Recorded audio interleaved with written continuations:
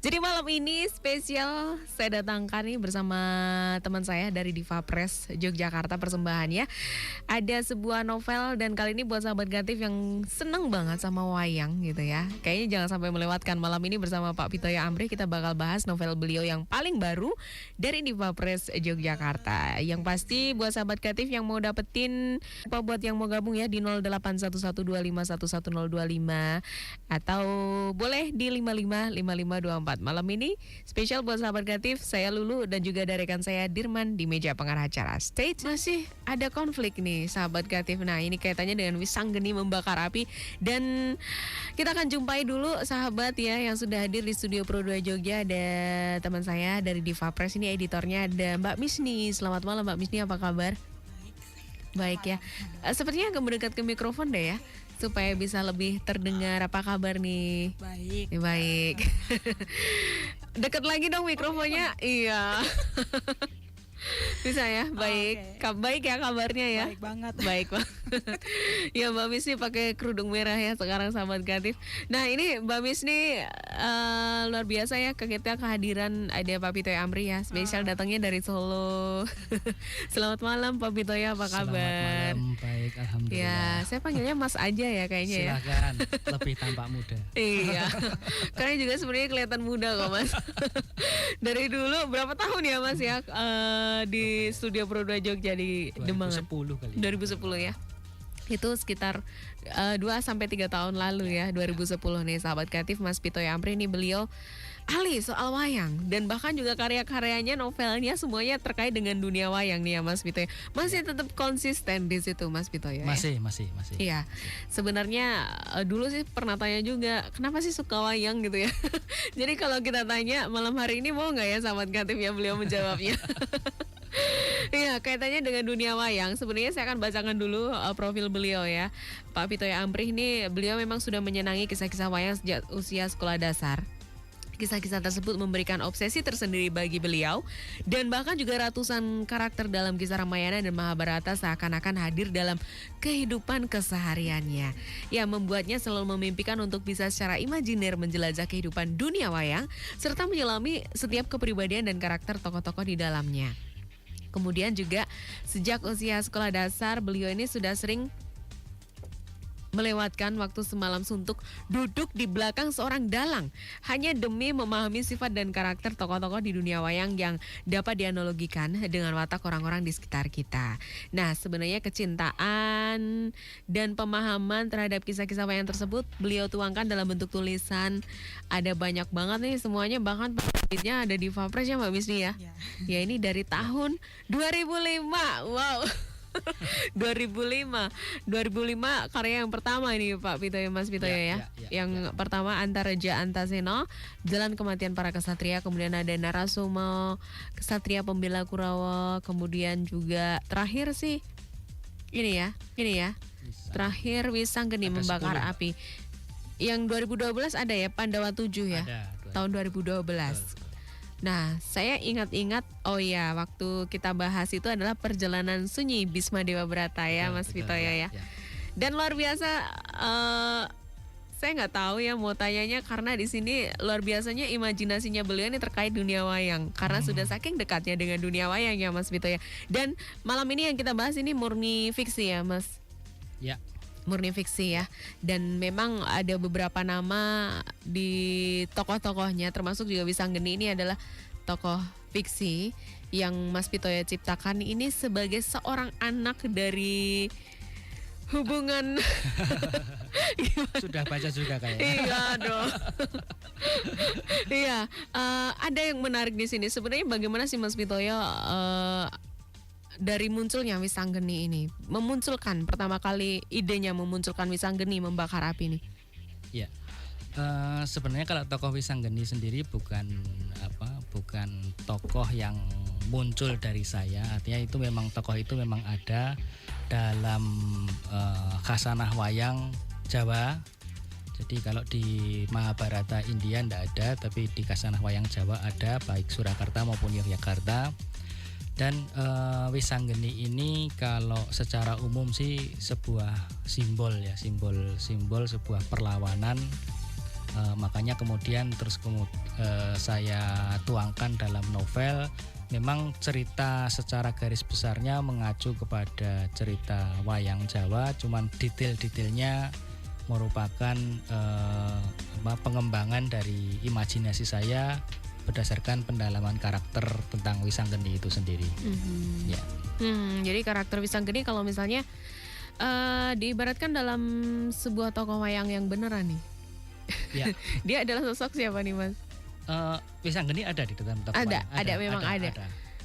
Dia memang kalau dimaksudkan memang dia tercipta seperti ini. Penggambarannya mungkin di halaman pertama buku saya itu mungkin orang sudah bisa menangkap karakternya.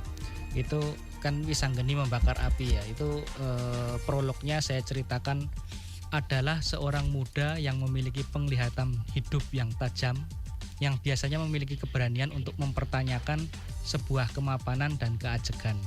Ini bukan masalah benar atau salah, ini adalah bagaimana seorang manusia sebaiknya selalu mempertanyakan hakikat makna kehidupannya. Jadi itu penggambaran Wisanggeni dalam penglihatan saya. Dan Wisanggeni ini lahir dari sebuah hubungan yang tidak direstui Bang Sadio gitu ya. Betul, jadi ceritanya memang imajinasinya yang luar biasa nih. Karena memang sebenarnya dunia wayang juga seperti itu ya Mas Vito ya. Betul. Nah, ada sisi baik dan sisi buruknya tentunya dari Wisanggeni ini. Nanti Mas Vito ya bakal cerita lebih banyak lagi. Nah, barangkali nih di sini Mbak Misni bisa cerita juga kaitannya dengan karya-karya Pak Pitoyo Amri ya. Yang ada di Diva Press ini kan karyanya semuanya terkait dengan dunia wayang. Ya, benar. Iya. Kalau menanggapi dari karyanya Pak Pitoyo gimana nih Mbak Misni sebagai editornya? Jadi apa ya, sudut pandang yang diambil oleh Pak Pitoyo ini sangat berbeda gitu. Sebenarnya sebelumnya saya pernah mengedit karya Pak Pitoyo yang berjudul Pandawa 7 gitu.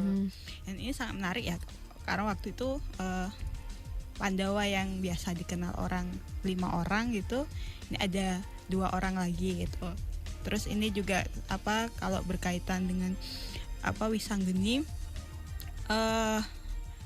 sikap memberontak gitu untuk mempertanyakan itu emang kerasa sekali gitu dalam novel ini gitu. Jadi dia Wisanggeni ketika beranjak dewasa mempertanyakan kenapa saya berbeda dengan yang lainnya gitu, dan kemudian dia mencari jawaban itu sendiri ya. Mencari jawaban sendiri ya, dan endingnya juga sebenarnya yang luar biasa di sini ada kisah cintanya juga kaitannya dengan Wisanggeni ini ya. Untuk sahabat kreatif, jangan lupa yang ingin gabung, ingin mendapatkan novel gratis Wisanggeni Membakar Api ini silakan saja ya di line SMS di 081125111025 atau di line telepon di 555524 silakan aja. Di line SMS di 081125111025 atau di line telepon di 555524. Oke.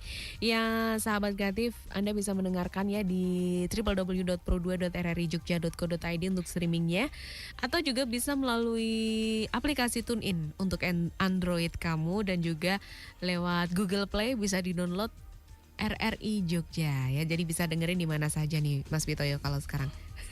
Jadi kalau dulu 2010 hanya dengerin bisa di 102,5 FM gitu ya. Ya. Ada juga dulu websitenya, tapi belum sebanyak ini.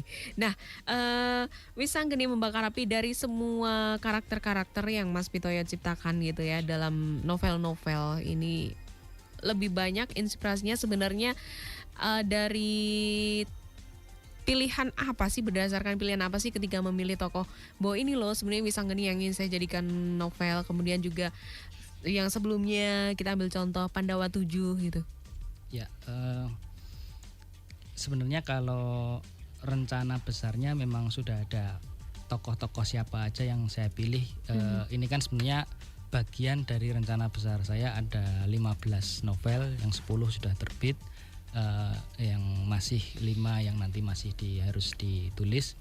Itu tokoh apa saja sih sudah saya susun. Artinya tokoh itu saya pilih memang tokoh yang saya anggap memiliki karakter kuat untuk digali. Dan yang penting lagi, harapannya karakter kuat itu kalau dibaca bisa semacam menjadi pembelajaran maupun mungkin cermin bagi kita yang membaca, karena toh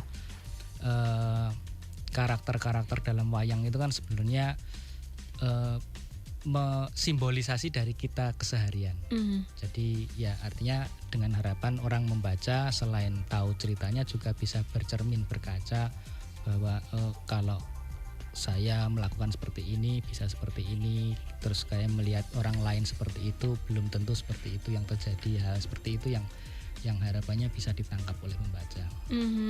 Ya baik, ini jadi pengen tahu tentang Wisanggeni lebih banyak gitu ya sahabat. Nanti kita sesi kedua lebih banyak membahasnya di sana ya, tentang isi bukunya apa saja sahabat kreatif, ceritanya seperti apa, walaupun nanti tidak kita bocorkan semua ya Mbak Misni ya.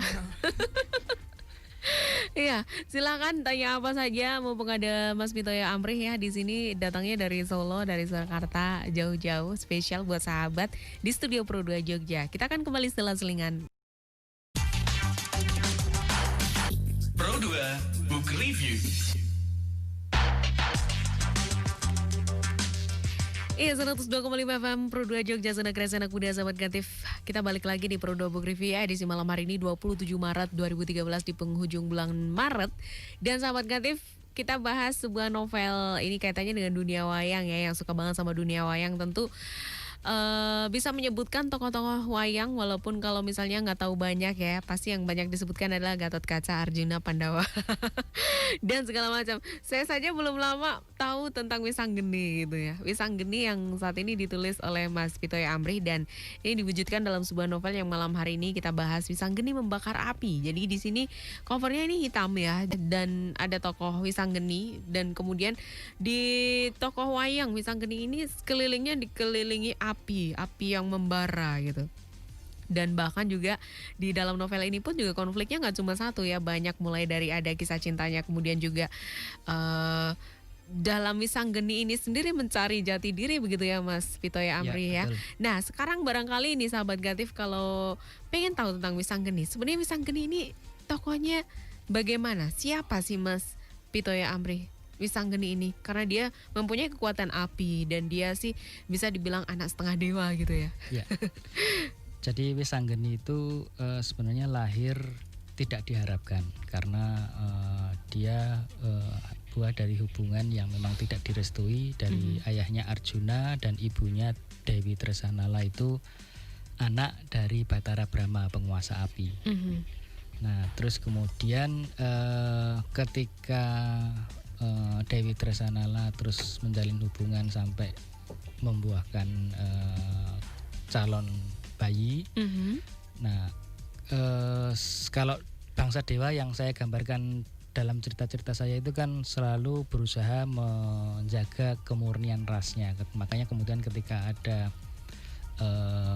calon cabang bayi yang ada intervensi dari bangsa manusia, ya ada perintah untuk memusnahkannya. Cuman sebenarnya yang diperintahkan memusnahkan itu kakeknya sendiri, Batara Brahma, yang kemudian sebenarnya setengah hati juga dia menjalankan perintahnya untuk membunuh cucunya sendiri. Jadi ketika terus kemudian dilempar ke laut, dia nggak memastikan apakah cucunya ini mati apa enggak berdasarkan perintah Batara Guru. Dia pergi begitu saja, ternyata di laut Wisanggeni diselamatkan oleh Dewa Laut Batara Baruna.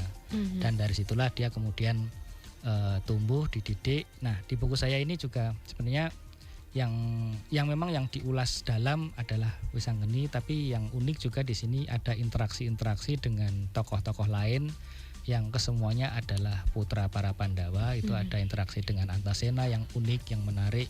Banyak komentar-komentar dari pembaca itu suka dengan interaksi antara Wisanggeni dan Antasena. Terus kemudian ada tokoh Antareja, Gatot Kaca sedikit, Gatot Kaca sedikit melengkapi dari buku saya yang dulu pernah satu buku penuh adalah Gatot Kaca.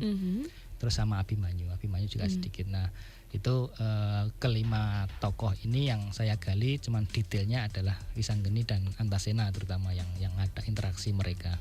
Sampai kemudian perlawanan mereka ketika Wisanggeni mencoba menanyakan siapa dirinya, kemudian ternyata dia tahu dan bertanya mengapa dia tidak dikehendaki, kan itu kemarahannya berawal dari situ.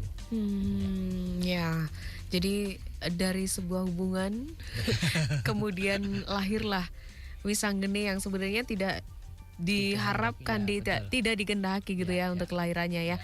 Nah, batasannya sampai mana sih Mas Pitoyo Amrih menceritakan tentang Wisanggeni, dan dalam alur ceritanya ini sampai katanya juga ada kisah cintanya Wisanggeni juga gitu ya. Jadi di buku saya ini ceritanya memang dari sejak sedikit ketika ada interaksi antara ayahnya Arjuna dan Tresanala sebelum dia lahir, kemudian saat kelahirannya itu kan cukup menghebohkan juga ketika sampai membakar tempatnya Hanuman itu. Terus kemudian kisah perjalanannya ketika tahu jati dirinya, kemudian memberontak, menanyakan, artinya sebenarnya menanyakan, tapi menanyakan itu dalam bentuk karena dia masih muda, dia dalam bentuk perlawanan kepada bangsa dewa. Terus sampai kemudian dia juga menanyakan kenapa para orang tuanya Pandawa itu selalu mendapat seolah-olah dizalimi gitu kisah hidupnya. Terus sampai kemudian ketika dia ditugasi tanda petik oleh bangsa dewa, sebenarnya tugas itu adalah sebenarnya untuk mengalihkan dia supaya tidak terlibat Baratayuda oleh bangsa dewa ditugasi, sampai kemudian dia bertemu perempuan yang harus dijaganya, raja sebuah negara itu.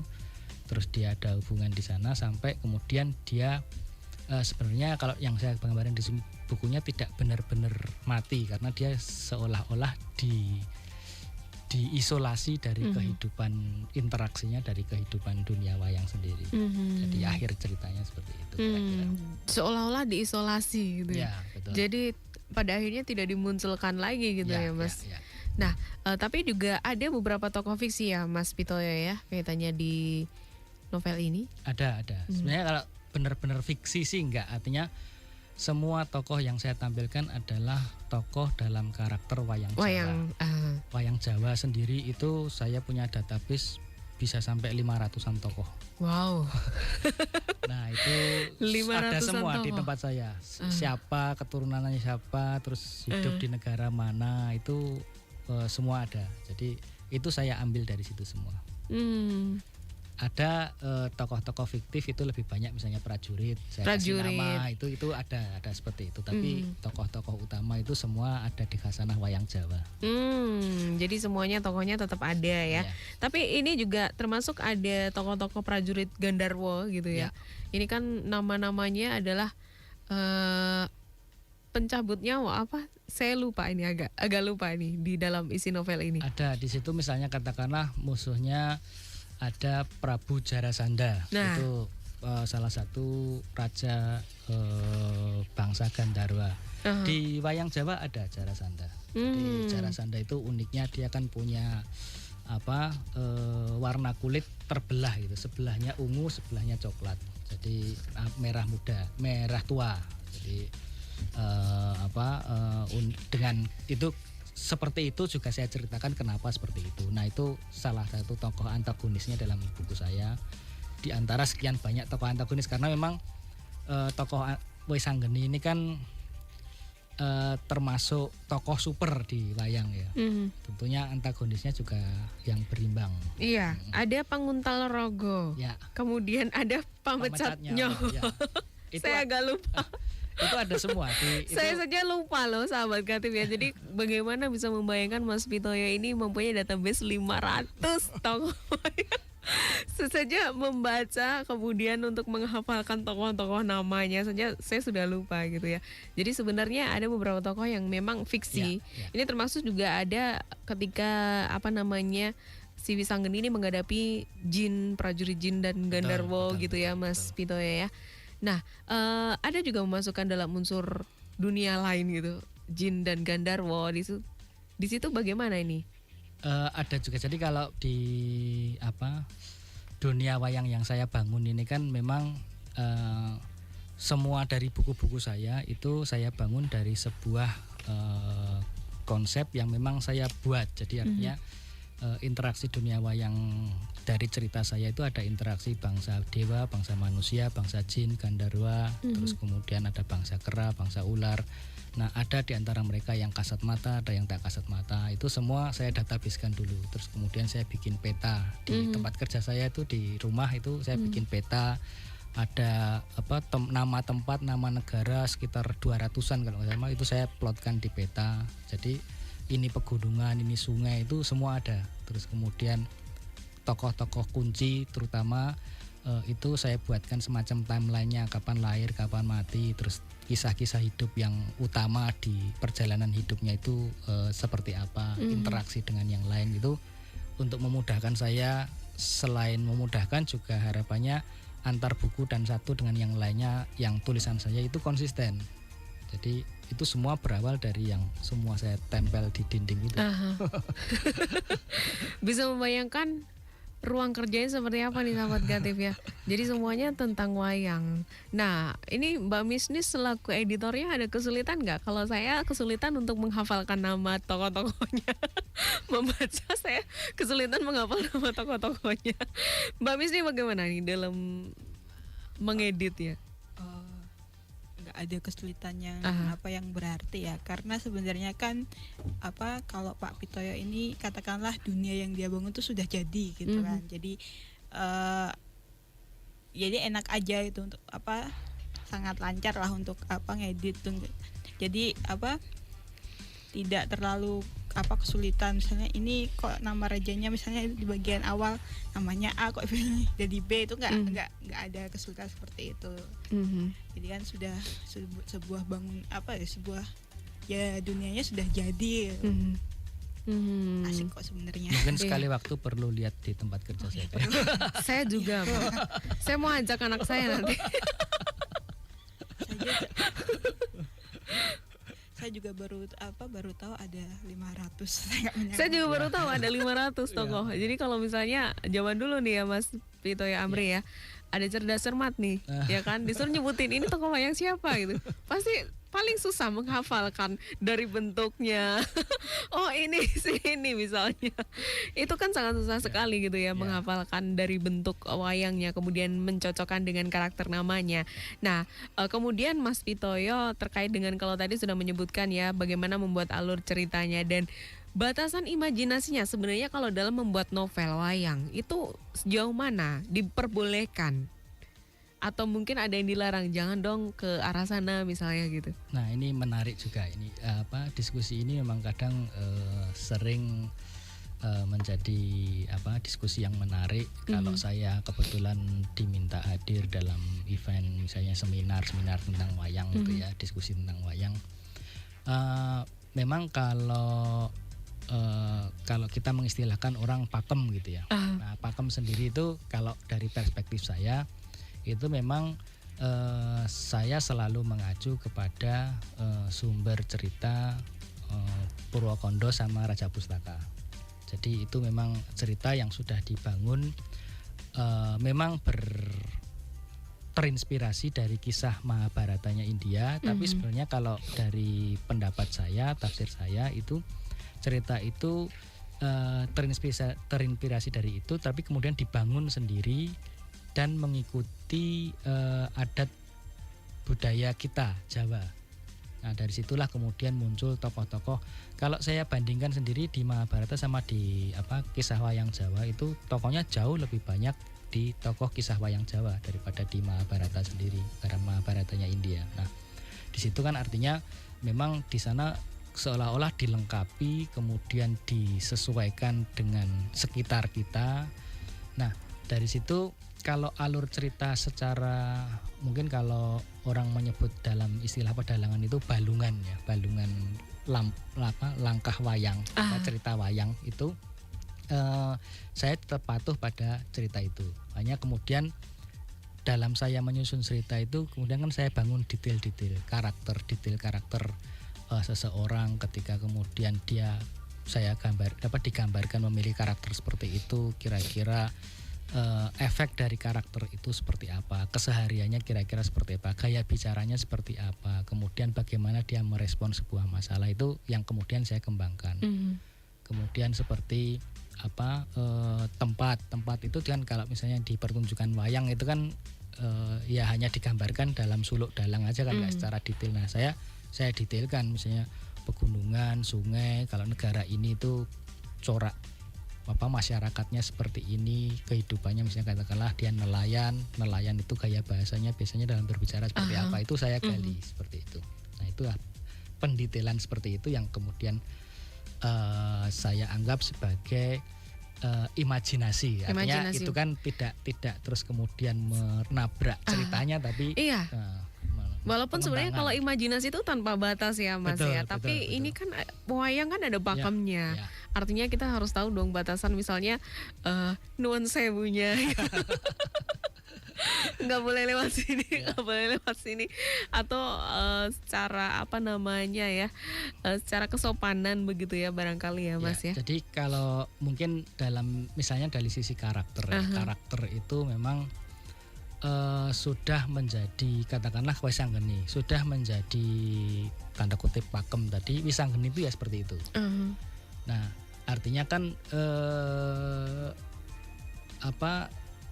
kalau yang kita angkat adalah cerita wayang, kalau kita kemudian menampilkan Wisanggeni itu ya seperti itu karakternya. Nah tinggal karakter seperti itu bagaimana kita mendetailkan penggambarannya. Artinya saya biasanya kalau di buku saya itu tidak terus ngomong masalah ini benar, ini salah, terus kemudian seseorang itu baik, seseorang itu jahat. Saya nggak bicara gitu. Saya hanya menggambarkan apa yang dia lakukan, apa yang dia katakan, bagaimana dia merespon kejadian. Biarkan pembaca sendiri yang menilai seperti apa. Nah, seperti itu biasanya kalau misalnya kita ambilkan contoh nih Mas Pitoyo ya, terkait dengan Wisanggeni misalnya kisah cintanya. Kalau dalam cerita wayang bagaimana nih kisah cintanya Wisanggeni? Ada berapa wanita yang mengelilingi Wisanggeni ini? Kalau Wisanggeni ini termasuk orang yang hanya setia sama satu wanita, Dewi Mustikawati. Dan kesetiaan itu adalah dari berangkat dari karena keinginannya untuk, sebenarnya kan awalnya kan dia ditugasi ke sebuah negara untuk menjaga sebuah negara karena serangan dari negara tetangganya. Nah, di sini juga ada betul, ya. Negara tetangga. Nah terus kemudian ketika dia dengan rela hati, dengan kemauan tulus untuk menjaga negara itu, nah dari situlah dia terus kemudian ada menanjak ke hubungan yang lebih, karena kebetulan rajanya wanita. Mustikawati itu raja negara itu. Nah terus kemudian ada hubungan yang istimewa, sehingga terus kemudian tidak hanya sekedar upaya dia untuk melaksanakan tugas menjaga negara itu, tapi juga keinginan rakyat negara itu untuk dijodohkan aja. Nah terus kemudian ya mereka Wisanggeni pun tidak ada masalah dalam hal itu. Nah, berawal dari situlah terus kemudian hubungan terjalin antara sang ratu sama Wisanggeni. Ya baik. Ya ini cerita sebenarnya Wisanggeni gitu ya. Jadi kalau misalnya melihat juga endingnya nih Mas Pitoyo, apakah sama dengan kisah cerita wayangnya Wisanggeni?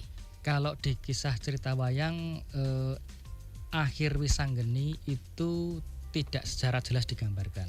Dia hanya digambarkan bertemu dengan sang yang menang. Di buku saya pertemuan itu saya detailkan.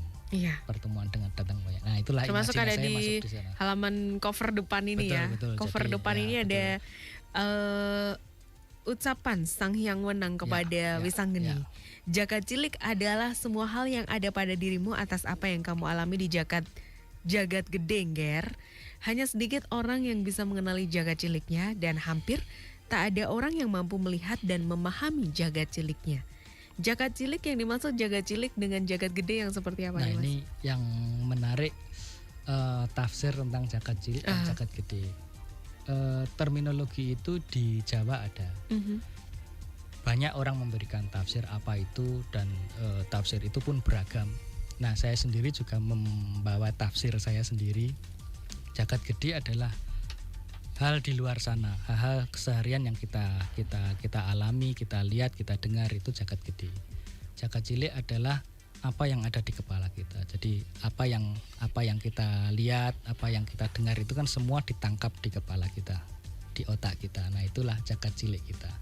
Apa yang terjadi jagat gede belum tentu sama dengan apa yang di kepala kita jagat cilik itu kan perspektif ya, sangat subjektif, disesuaikan dengan pengalaman, bagaimana kita melihat sebuah peristiwa. Ya itulah jagat ciliknya dipengaruhi itu. Jagat gede ya seperti itu. Jagat cilik itu ketika kita menangkap melihat sesuatu ya akhirnya kembali kepada subjektivitas seseorang.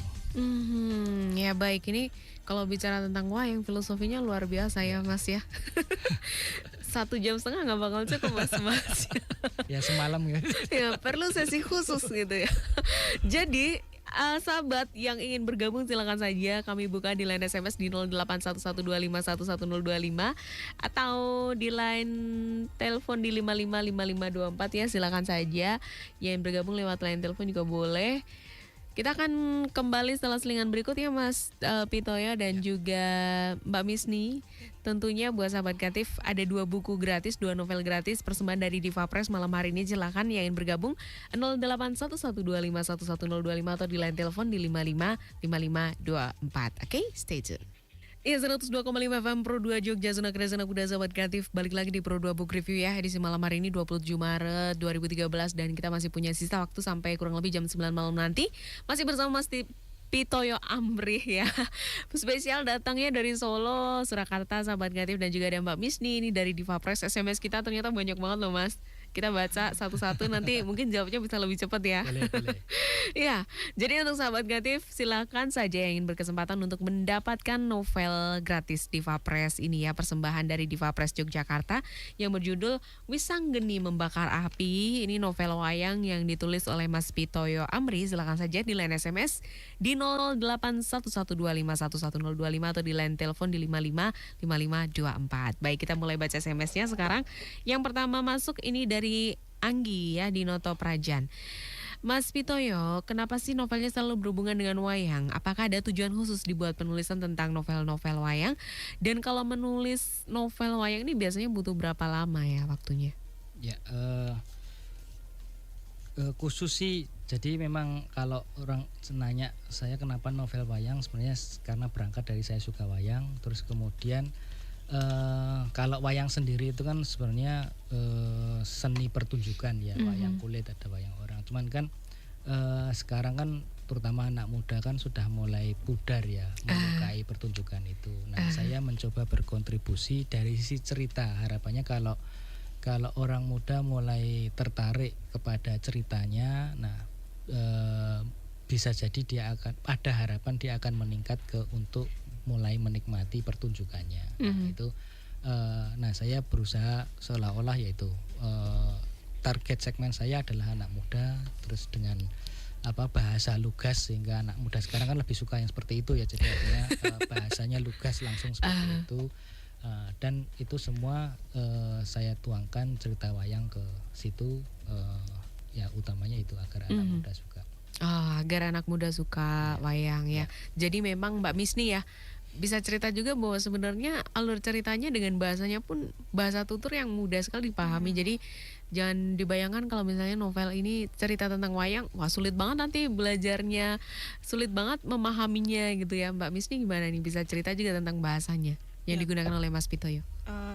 Kalau dari segi bahasa itu sangat familiar ya. Sebagai contoh misalnya gini, ini ada di beberapa adegan pertarungan gitu ya antara Wisanggeni dan musuhnya bangsa jin dan genderuwo itu. Nah, kalau baca itu, ketika saya baca saya bisa langsung bayangkan gitu, seperti saya pribadi seperti saya medan melihat perangnya seperti apa iya, ya. Itu sangat mudah dibayangkan gitu. Dan mungkin kan istilahnya begini, ketika baca itu jadi teringat adegan-adegan yang sangat familiar di film-film gitu. Jadi itu lebih memudahkan untuk visualisasi di pikiran gitu.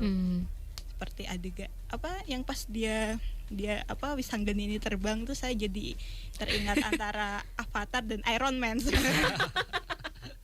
Untuk sekarang era modern ya. Betul. Iya baik, itu untuk Anggi ya di Nota Prajan. Dan berapa lama nih Mas kalau membutuhkan? Kalau biasanya sih 1 bulan? enggak, kalau nulis saya benar-benar nulisnya sendiri mungkin sekitar 3-4 bulan. Tapi yang di awalnya itu yang biasanya yang lama saya menangkap karakter dulu biasanya. Jadi setiap karakter yang saya angkat misalnya Wisanggeni biasanya 2-3 bulan di awal itu tidak nulis, malah saya berusaha menangkap karakter sehingga penggambarannya begitu jelas.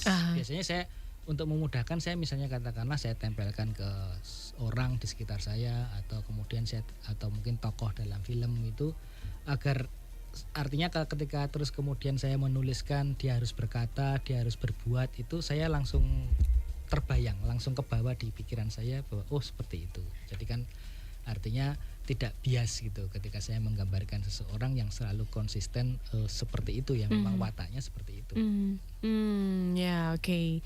Itu ya untuk Anggi ya di Noto Prajan ya. Terus ada 087883 sekian tanpa nama ya. Pro2 mau tanya untuk buku ini garis besarnya sebenarnya menceritakan apa? Ini Wisanggeni Membakar Api judulnya. Apakah masih ada hubungan dengan kisah Mahabharata dan harganya berapa nih? Mbak Misni bisa Kalau cerita harganya? Harganya 55.000. 55.000 dan sudah ada di toko buku Iya, semuanya. sudah ada. Ini bukunya, novelnya terbit Februari 2013 ya. Baru banget, anget banget. Fresh from oven. Ya, terus hubungannya dengan kisah Mahabharata? Kalau Mahabharata India, tokoh Wisanggeni tidak ada.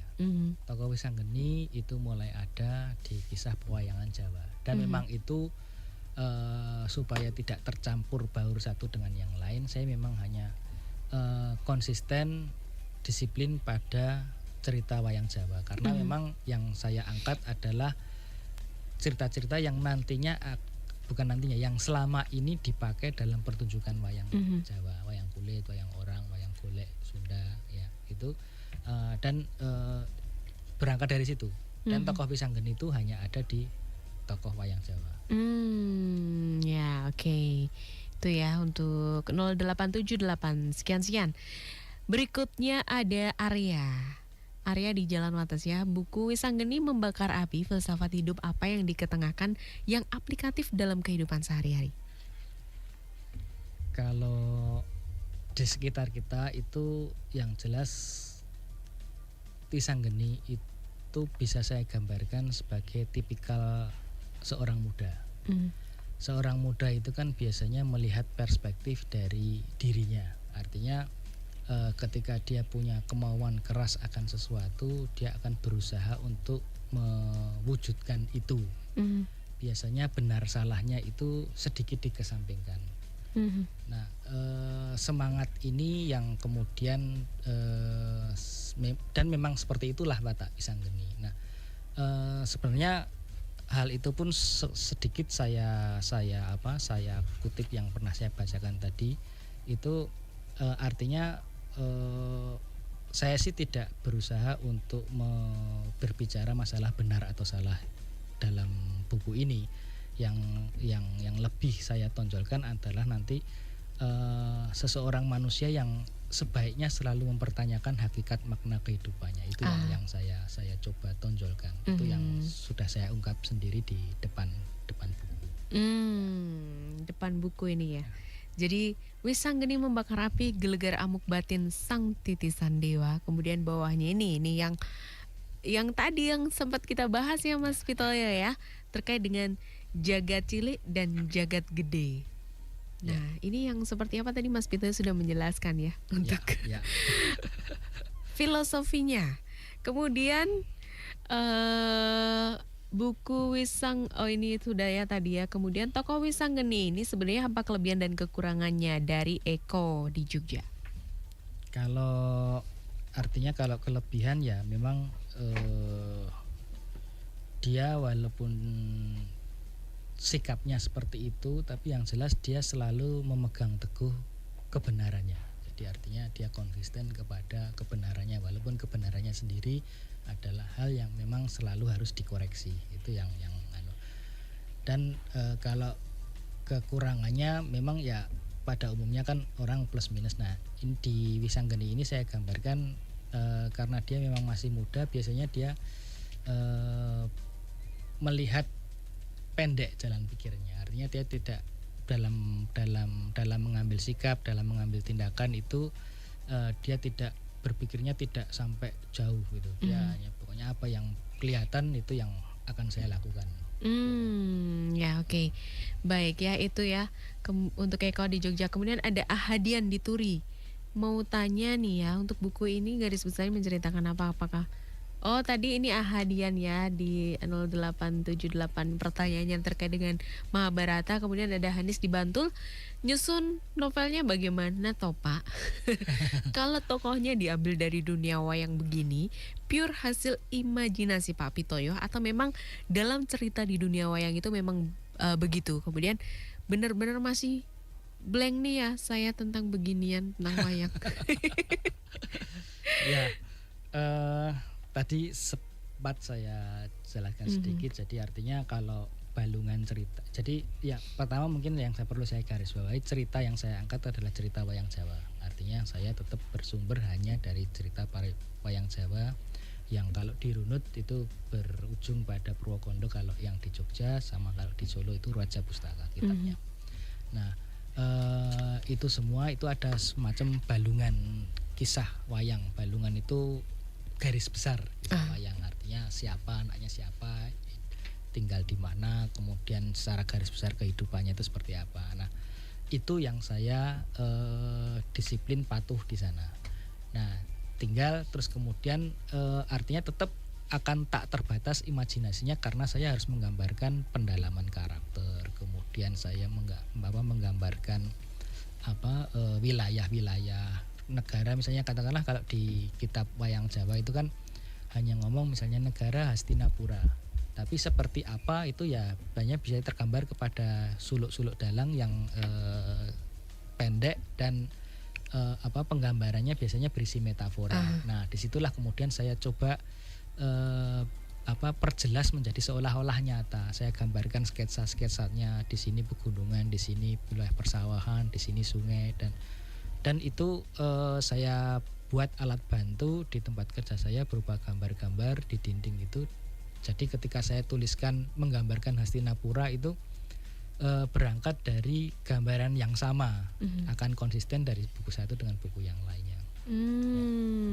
Nah kalau misalnya ada hubungannya dengan novel yang sebelum-sebelumnya nih ya, Mas Pitoyo ya, apakah memang ada benang merah gitu? Betul. Jadi dan akhirnya kenapa tidak diberi semacam ini yang pertama, yang kedua gitu, enggak ya? Maksud saya memang seperti itu. Artinya dari semua novel saya ada benang merah. Artinya orang kalau baca semua novel saya itu akan membentuk sebuah cerita kolosal dunia wayang yang unik. Unik itu artinya antar satu buku dengan buku yang lainnya tidak ada pertentangan. Jadi kalau penggambaran karakternya itu ya sama, penggambaran wilayahnya ya sama, penggambaran negeri ya sama, penggambaran bentuk baju, logat bicara itu ya sama. Nah saya gambarkan kan tokoh yang berbeda-beda dalam novel satu dengan yang lainnya, tapi ada kaitannya satu dengan yang lainnya. Misalnya katakanlah tokoh A saya gambarkan di buku 1, kemudian tokoh B saya gambarkan di buku 2. Suatu saat kan tokoh A sama B bisa jadi berinteraksi. Nah, interaksi itu di buku A maupun di buku B bisa jadi digambarkan walaupun dengan kata-kata yang berbeda, tapi orang akan kalau baca dua buku itu akan kembali ke ingatannya, oh kejadiannya seolah-olah sama. Jadi ya kira-kira seperti itu. Dan benang merahnya tentunya ada karena kalau orang baca semua akan tergambar. Dan desainnya kalau saya tidak saya tulis 1, 2, 3 karena memang orang bisa baca berawal dari mana aja terserah. Oh ya. Tapi yang jelas kalau tidak harus diurutkan gitu ya. Harus diurutkan. Yang tahun 2010 tahun 2020. Boleh karena sebenarnya desainnya tidak seperti itu. Jadi bisa berawal dari Wisanggeni juga boleh, nanti kalau baca yang ke sebelumnya ya nanti akan terbangun sendiri imajinasinya melengkapi. Seperti apa gitu ya. Artinya membaca novel pun yang kalau novel disebut sebagai fiksi ini pun tidak akan jauh melenceng dari pakem dunia wayang yang sebenarnya seperti apa begitu ya Mas betul, Pitoyo ya. Karena Mas Pitoyo juga menceritakan ini berdasarkan juga literasi yang luar biasa yang semuanya itu dikumpulkan referensinya dan bahkan 500 database tokoh wayang loh sahabat kreatif ya. Bisa dibayangkan kalau saya membaca satu buku saja belum tentu hafal nama-namanya. Nama-namanya siapa saja gitu Oh ya. ya, mungkin satu lagi kalau orang tertarik sama apa kisah kreatif saya membangun dunia wayang ini bisa galeri.wayang.pitoyo.com. galeri.wayang.pitoyo.com ya, di sana ya bisa mengunjunginya. Semuanya ada. Peta dunia wayang yang saya buat juga ada. Terus orang bisa melihat peta itu sambil baca itu mungkin lebih mengasihkan. Oke, iya. Jadi ini benar-benar kalau misalnya kita sebut Mas Pitoyo ini adalah rajanya dunia wayang. Sumber ilmu pengetahuannya dunia wayang, langsung saja tanya sama Mas Pitoyo Amri ya. Kemudian ada Hanis tadi di Bantul, berarti ada referensinya ya. Untuk kalau dijual secara umum ada tidak buku referensinya atau di Perpusda? Hanis pertanyaannya, atau di Perpusda ada tidak? Kalau sulit juga karena kebetulan saya juga punya mendapatkannya buku. saja susah ya Mas ya? Ya, saya kebetulan kan dengan menulis ini banyak komunitas. Komunitas itu juga terus kemudian nggak tahu dia beliau-beliau ini juga membantu begitu saya. Bahkan ada saya pernah diberi literatur buku wayang dalam bahasa Jawa itu terbitan 1927. Nah, itu hal seperti itu kan kalau di toko buku ya jelas sudah nggak ada. Tapi entah kemudian memang mungkin sudah jalannya, saya kemudian diberi kemudahan-kemudahan untuk hal seperti itu. Ya baik, itu ya untuk Hanis ya, diberikan kemudahan, diberikan petunjuk. Ya. Karena sebenarnya kalau sudah meniati sesuatu gitu ya Mas Pito ya, pasti akan diberikan jalannya. Kan ini juga untuk tujuan baik ya Mas ya. Mengenalkan dunia wayang dan juga bahkan menjaga kelestarian budaya ya Mas Pito ya. Nah, berikutnya Mas, sekarang di menit ke-53 kita ngebut ya, baca SMS-nya dari Joko di Jogja. Saya pembaca setia karya Om Pitoyo nih ya. Jadi semua Om Pitoyo ini sudah punya, tinggal yang Wisanggeni ini yang belum. Ngarep dapet nih ya. Karya-karya Om Pit selalu luar biasa, bikin ketagihan dan selalu tidak sabar menunggu karya-karya selanjutnya. Jadi bagaimana ya cara dapat gratisnya? Nanti ditunggu aja ya, siapakah yang beruntung. Ya Om Pitoyo, saya salah satu yang di FB mengejar-ngejar Om Pitoyo buat buku yang berkisah tentang gayangnya interaksi antara Wisanggeni dan Antaséna. Pasti ingat? Ingat nggak? Sempat baca tapi ya ada. Ingatnya enggak, temen siapanya mungkin agak lupa saya. Iya. Nanti ditulis lagi di wallnya ya. Kemudian berikutnya ada Dian di Kusumanegara sebagai penggemar wayang. Novelnya menarik ini ya, tapi penasaran kalau di wayang Wisanggeni selalu bertanya sopo bapakku. Terus dia juga sering berkata taboi gitu ya Mas ya. Kemudian jadi penasaran kalau di novelnya ini jadinya gimana ya? Taboi, kenapa dia sering bilang gitu? Kalau dalam ungkapan wayang pertunjukan memang itu bisa jadi ada pengembangan dari tafsir dalang sendiri. Jadi memakai istilah taboi pun ya kalau sepanjang saya tahu ada memang dalang-dalang tertentu yang seperti itu. Tapi dalang lain juga nggak seperti itu, tidak harus seperti itu. Itu kan ungkapan-ungkapan sebenarnya yang intinya sih lebih kepada ungkapan untuk menggambarkan karakter seseorang. Nah, kata-kata untuk menggambarkan karakter seseorang yang seperti itu pun tidak harus dengan seperti itu gitu. Nah, kalau di buku saya sih tetap semangatnya menggambarkan karakter seperti itu, tapi dengan penggambaran dengan kata-kata yang berbeda. Ya oke. Gitu ya untuk Dian ya. Dian dan memang selalu sering bertanya sopo bapakku ini dalam rangka pencariannya sebenarnya. Betul. Kenapa sih aku sebenarnya tidak dikendaki gitu ya? Betul.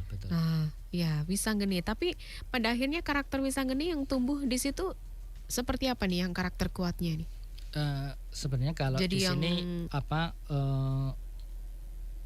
maksud yang utama itu mungkin harapannya orang akan melihat sebuah proses pendewasaan dari Wisanggeni itu sendiri. Jadi di awal ketika kecil muda itu seperti itu, terus kemudian ketika mulai tahu jati dirinya, terus kemudian suka uring-uringan sendiri, sampai kemudian dia kenapa sih saya harus uring-uringan sendiri, terus nah itu proses pendewasaan itu juga ada alur seperti itu, sehingga orang mungkin bisa merasakan sampai kemudian di puncaknya ketika dia sudah mulai bisa mengendalikan dirinya, tapi dia juga di puncaknya dia justru harus marah gitu. Nah, ketika itulah terus kemudian ada proses pendewasaan yang lain lagi ketika dia ketemu Sang Hyang Wenang itu. Ya, jadi puncaknya adalah Sang Hyang Wenang ya. Oke. Kemudian ada Yuda di Nologaten. Selamat malam Mas Pitoyo, Mbak Misni dan Mbak Lulu ya, selamat malam. Nun sewu badhe tanglet. Bagaimana cara Mas Pitoyo menciptakan novel Wisanggeni ini menjadi sebuah novel yang menarik bagi pasar, sementara tema pewayangan sepertinya hal yang jarang dijadikan karya novel? Ya, sebenarnya ya kalau saya sih tidak melihat ini sebuah hambatan. Saya justru melihatnya sebuah tantangan ya. Artinya justru saya akan upayakan agar bisa gitu, karena memang salah satu keinginan saya ya tadi, artinya terutama di kalangan anak muda sekarang kan jangankan melihat pertunjukannya, ceritanya sendiri seolah-olah menjadi hal yang sulit untuk diminati.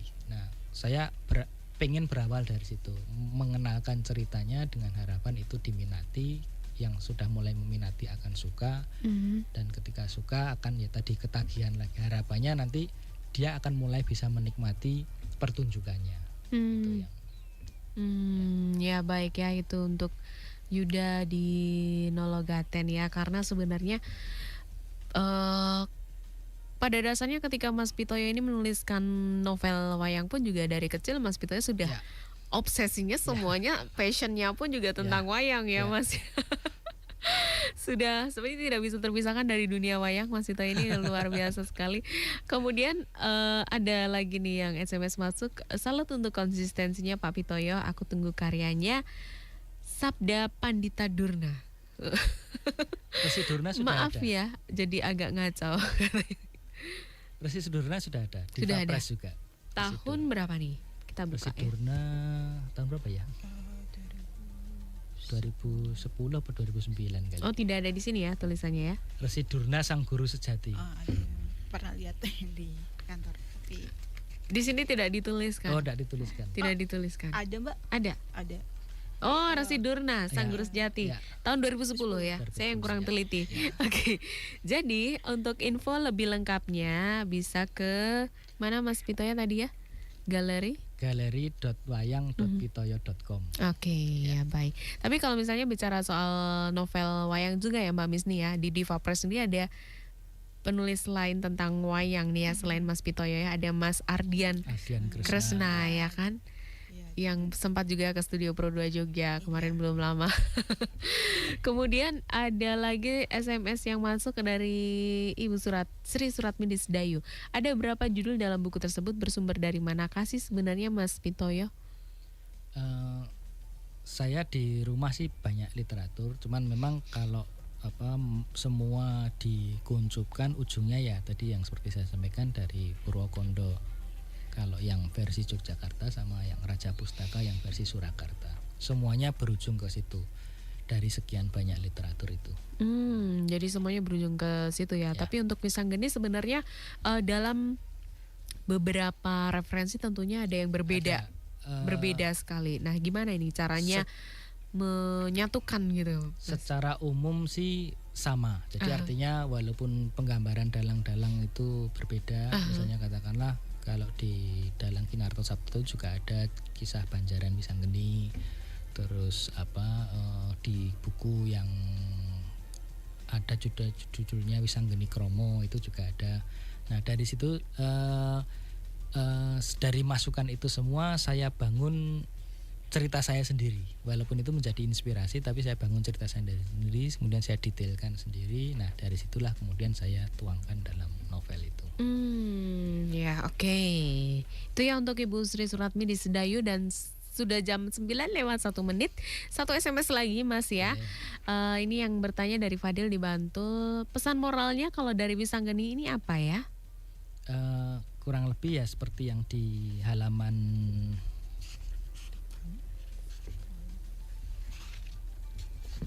awal itu semangatnya, artinya justru itu saya taruh di awal.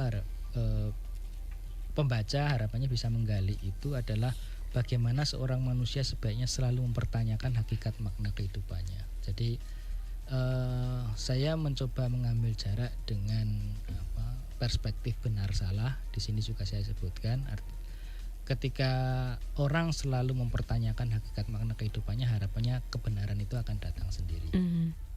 Kurang lebih seperti itu semangatnya. Semangatnya ya, filosofinya. Seperti tadi juga ditanyakan oleh salah satu pengirim SMS ya. Ada Arya ya tadi ya. Oke. Oh ini Ibu Sri Suratmi gabung lagi nih. Suami saya baru hafal 72 judul wayang yang dilakonkan oleh almarhum Bapak Hadi Sugito. Ya. Ini baru termasuk 70. favorit saya dalam. Iya. Almarhum beliau. Oke, RRI pun juga sering menampilkan beliau. Baik, ini 72 judul wayang. Bahkan juga sebenarnya ada 500 ya kalau untuk tokoh wayang ya. Tokoh wayang.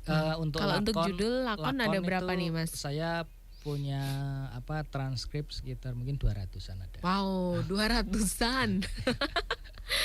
Transkripnya 200-an. Ya. Itu dari sebelumnya bahasa aslinya? Ada yang bahasa Jawa, ada yang bahasa Indonesia. Jadi ada yang masih di dalam bentuk bahasa Jawa, ada yang sudah di Indonesia. Dan sampai sekarang juga masih mencari lagi nih Mas? Kalau biasanya saya suka berburu juga di loaan-loaan. Kalau ketemu saya belum punya ya saya ambil. Ya.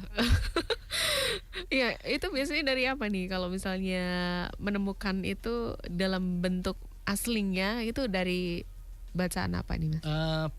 Biasanya kalau saya sudah ada dalam bentuk risalah cerita juga ada dalam bentuk transkrip lakon wayang yang dibawakan oleh dalang juga ada. Bermacam-macam juga. Ada yang sudah dalam bentuk kayak ensiklopedi juga ada beberapa saya. Ya baik. Ini Mas Pitoya, kita sudah di menit ketiga dari jam 9 malam gitu ya. Jadi tadi luar biasa sebenarnya. Saya masih pengen tanya banyak banget ya tentang dunia wayang, tapi waktu juga yang tidak bisa kita perpanjang sahabat kreatif. Kita akan mengundi juga siapakah yang beruntung malam hari ini untuk mendapatkan novel Wisanggeni Membakar Api persembahan dari Diva Press yang ditulis oleh Mas Pitoya Amri ya. Jangan kemana-mana. Sudah undi ya siapakah pemenang yang beruntung malam hari ini untuk mendapatkan novel Wisanggeni Membakar Api persembahan dari Diva Press Yogyakarta, dan ini ditulis oleh Mas Pitoya Amri. Sudah dipilih, pemenangnya jatuh pada Arya yang ada di Jalan Wates, dan satu lagi ada Joko S di Jogja ya. Joko S di Jogja dan juga Arya di Jalan Wates. Selamat mendapatkan novel Wisanggeni Membakar Api ini, dan bukunya bisa diambil mulai besok pagi, tepatnya hari Kamis tanggal 28 Maret 2013 di Studio Pro 2 Jogja, Jalan Ahmad Jazuli nomor 4 Kota Baru Yogyakarta. Dan juga Mas Pitoya, terima kasih banyak Sama-sama, sudah hadir di dengan Studio Pro senang 2 hati, Jogja ya. bersama keluarga ya. Kapan-kapan saya boleh main berkunjung ya Mas Pitoya ya ke Surakarta, ke rumahnya Mas Pitoya. Boleh, di ruang monggo. kerjanya juga melihat nanti. Saya akan ajak anak saya nanti Mas. Boleh, silakan. Untuk mengenalkan dunia wayang. Oke sahabat kreatif, terima kasih ya. Demikian tadi Pro 2 Book Review edisi malam hari ini. Saya Lulu bersama rekan saya Dirma di meja pengarah acara. Mohon pamit mundur. Setelah ini jangan lupa ya ada Pro 2 Night Ride sampai jam 1 dini hari nanti bersama rekan saya ada Abi Maruf. Oke, Lulu pamit. Bye-bye.